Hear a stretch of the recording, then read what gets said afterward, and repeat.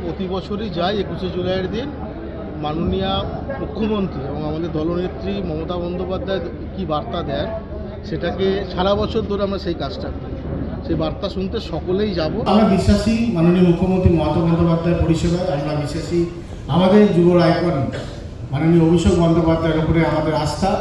কেন আমরা যারা যুব নেতৃত্বের মধ্যে আছি আমরা বিশ্বাসী কর্মের মধ্যে।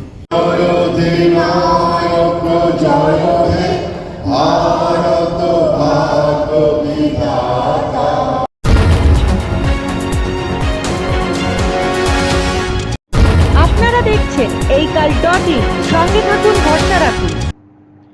সদ্য সমাপ্ত লোকসভা ভোটের পর 21শে জুলাই দলের শহীদ দিবসকে সামনে রেখে ফের সংগঠনে শান দিলেন বীজপুরের তৃণমূল কংগ্রেস নেতৃত্ব।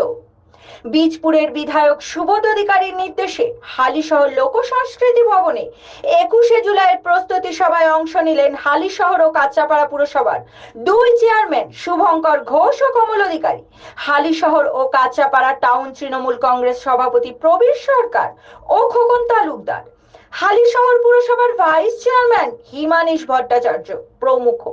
ভিড়ে উপচে পড়া প্রেক্ষাগৃহের দলীয় কর্মীদের কি বার্তা দিলেন স্থানীয় তৃণমূল নেতৃত্ব, দেখে নেব এই কালের সেই বিশেষ প্রতিবেদন।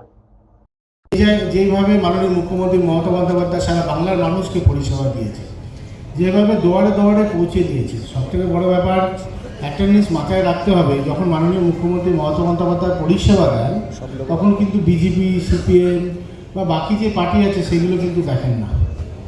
দিদি বলেছেন যে পরিষেবা সকলকে দিতে হবে। 10 কোটি মানুষ বসবাস করে বাংলায় এবং 10 কোটি মানুষকে যেন আমরা ঠিকঠাক করে পরিষেবা দিতে পারি সেই জায়গায় কিন্তু উনি বেশি ফোকাস রাখেন। এবং দেখুন একটা জিনিস আমরা এখন সারা বাংলায় দেখতে পাচ্ছি যে এভিকশনগুলো হচ্ছে, যেগুলো ইলিগাল এনক্রোচমেন্ট করা আছে সেই জায়গাগুলো আমরা এভিকশন করছি, কিন্তু এভিকশন মানে এরকম নয় যে একবারে সকলে বঞ্চিত হয়ে যাচ্ছে।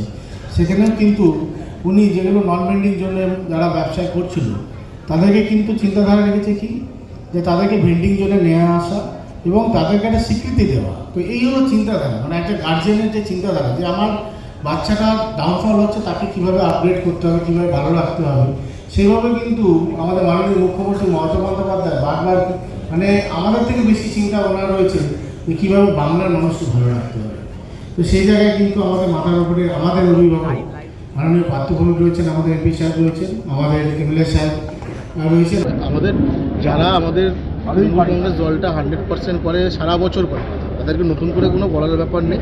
কিন্তু প্রতি শহরে প্রস্তুতি সভা প্রতি বিধানসভায় হচ্ছে, সে অনুযায়ী আজকে বীজপুর বিধানসভার ছিল।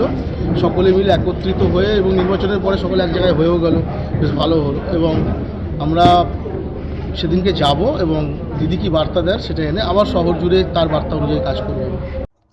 হালিশহর থেকে শোভন লাল রাহার প্রতিবেদন এই কাল।